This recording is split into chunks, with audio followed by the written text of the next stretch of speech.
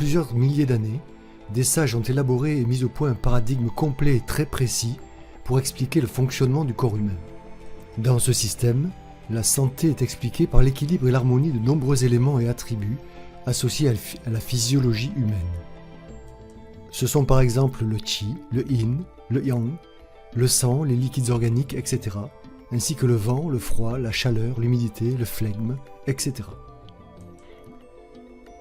Ces éléments peuvent être pour certains en déficience et ou en excès. Il y a alors déséquilibre. Ces déséquilibres sont appelés syndromes. L'objet de la médecine traditionnelle chinoise est d'aider le corps à retrouver son équilibre. Il s'agit donc de traiter ces syndromes. L'identification de ces syndromes est une étape indispensable pour le thérapeute en médecine chinoise. Sans elle, il n'y a pas de guérison durable. Cette étape s'appelle le diagnostic différentiel. Alors comment identifier ce ou ces syndromes?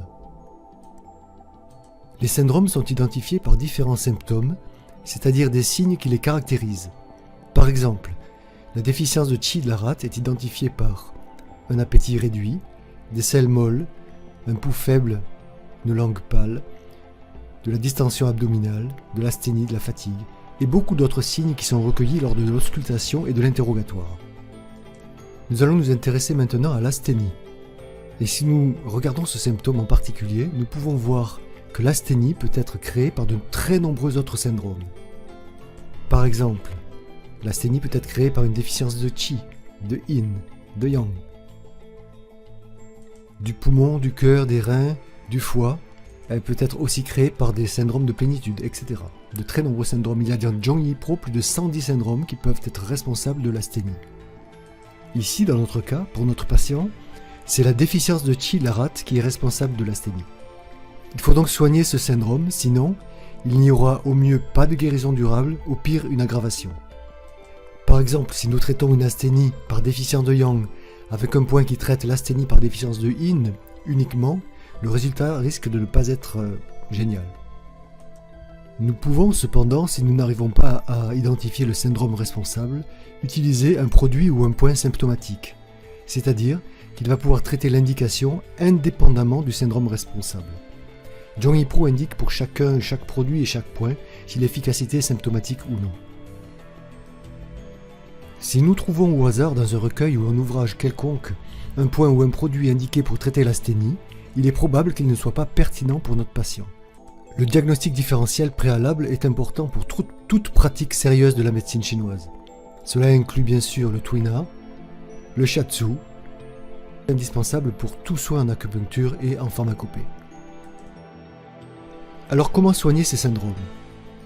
Une fois le syndrome identifié, ici la déficience de Qi de la rate, il s'agit de trouver des plantes formules point dont les actions thérapeutiques agissent sur celui-ci.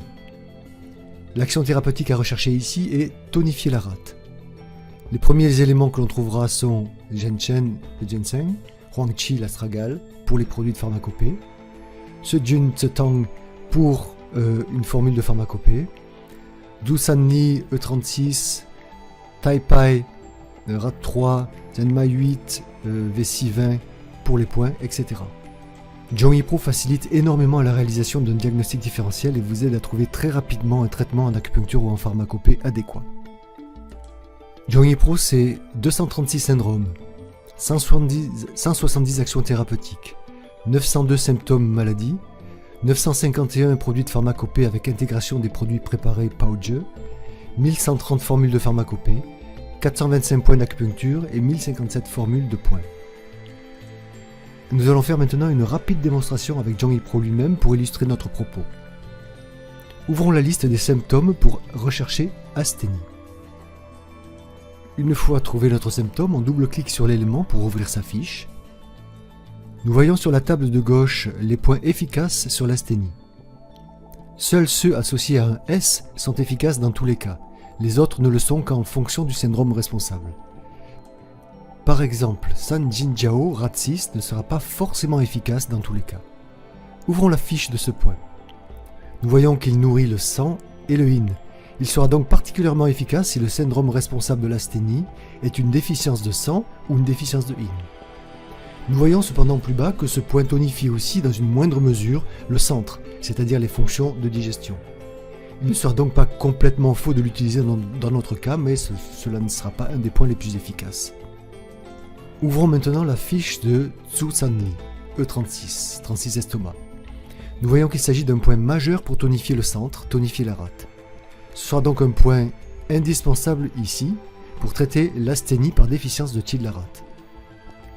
Est-ce que ce point E36 fonctionnerait si c'est un autre syndrome qui est responsable de l'asthénie, comme par exemple une déficience de Yin? Oui, puisque nous voyons que ce point est aussi efficace de manière symptomatique, c'est-à-dire indépendamment du syndrome responsable. Cependant, il ne serait pas forcément le plus pertinent à utiliser. Le point vu précédemment, RAT6, qui nourrit le Yin et traite l'asthénie, est beaucoup plus adéquat. Cependant, dans certains cas, une association des deux points sera peut-être judicieuse. Voilà, cette vidéo est terminée. J'espère qu'elle aura clairement démontré que le diagnostic différentiel est essentiel en médecine traditionnelle chinoise. J'espère que celle-ci vous aura été utile. N'hésitez pas à vous abonner à la chaîne YouTube et à télécharger la version freemium du logiciel. Au revoir à tous.